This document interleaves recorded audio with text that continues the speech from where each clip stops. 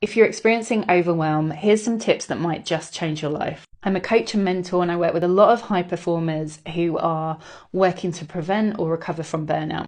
And overwhelm tends to be a big part of that journey. And where we often go wrong with overwhelm is actually, as we're experiencing it, we're telling ourselves a different story. So we're telling ourselves that everything is peachy, everything's going to be okay, I can do this. And actually within our body, it can feel too soon. Because when we're experiencing overwhelm, actually our body can get into that sense of fight or flight, panic, and it's often not the moment to immediately go in with more positive thoughts that we'd like to believe.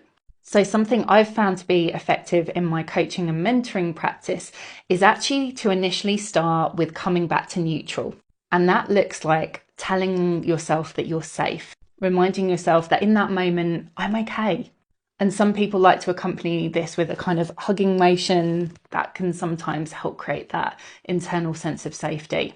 So by this stage, we've shifted from that uncomfortable, perhaps out of control feeling to being more neutral, to feeling like we're safe.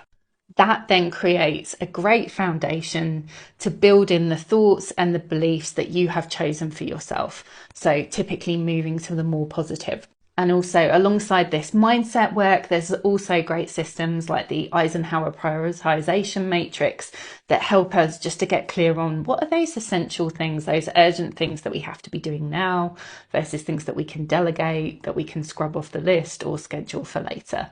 If you've listened this far, I'd love to know, what are your top tips for dealing with overwhelm?